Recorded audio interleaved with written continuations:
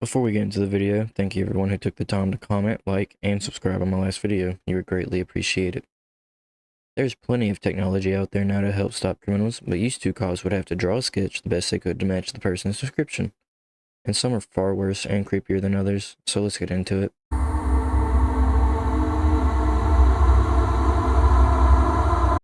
Jesus, he looks like a pimp with Down syndrome. Mr. Cruel was active in Melbourne, Australia. I hope I'm saying that right. If not, please forgive me. Mr. Cruel was active in the late 1980s and early 1990s. He is still unidentified and was a serial child rapist who assaulted 3 girls, and is the prime suspect in the abduction and murder of the 4th girl, Carmen Chan. The reward for Mr. Cruel's information that leads to his arrest is $1.2 million. So even if he's old now, he can't let it slip to anyone in his family. Like, imagine you're just chilling with grandpa, and he's like, you ever see the fucked up police sketch they did to me? And shows you this shit. Like, hell, grandpa, I love you and all, I only know you for good, but if that's you, I better get this fucking bag.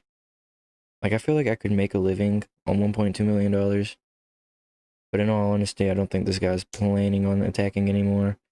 I read that if he's doing anything illegal right now, it would be collecting and swapping child stuff, and probably trying to message kids online.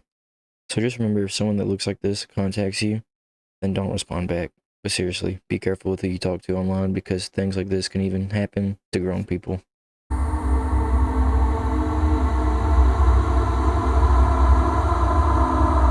So this is the sketch of Derrick Todd Lee, and this is the real Derrick Todd Lee. Honestly, if I had to judge guilty or innocent based on the sketch, I'd say it wasn't him. Because, like, come on, I believe the cop who sketched this was just going for a fear factor. Because why did he draw it so uncanny-like? So this sketch also created a meme and not just an uncanny scare for children on TikTok. I don't know if anyone watching has seen the uncanny Mr. Incredible, but this sketch is what walked so he could run. But enough of that, let's get into the story. Derrick Todd Lee, also known as the Baton Rouge serial killer, murdered at least 7 women between 1992 and 2003, all in Baton Rouge, Louisiana. Lee was arrested and linked to his crimes by DNA test and was sentenced to death, but before he could be put to death by the state, he died from heart disease, which in my opinion is getting off too easy for what he did. I'm being honest, I always thought people getting the death sentence are getting off too easy. Like, I'd rather be killed in a humanely fashion than spend my whole life rotting in jail. Because if I'm dead, then I'm dead. It didn't bother me before I was alive, why would it bother me after, you know? So is it just me who thinks this dude looks like a weird bug? Like, he's giving off a praying mantis vibe, and ever since I saw it, I can't unsee it. Like, look at this. Here's a picture of him, and then here's a picture of a praying mantis. Do they not look almost identical?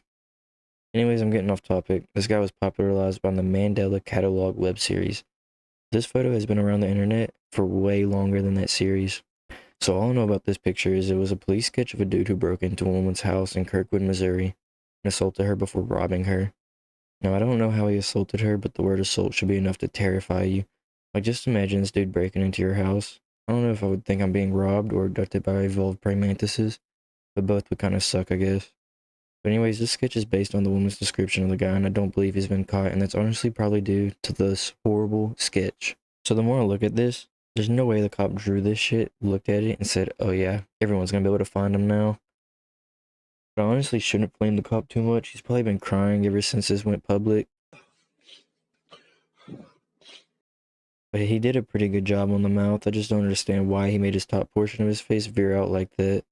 Because if we're being real, nobody's built like that. And I don't care how messed up your face is, nobody's eyes are that damn big. I guess I stand corrected. Please forgive me. No, I'm just playing. But honestly, if the sketch was a little bit better, this dude might have been caught.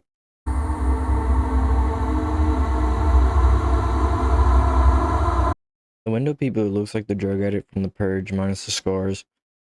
Like, they have the same exact eyes, nose, and mouth.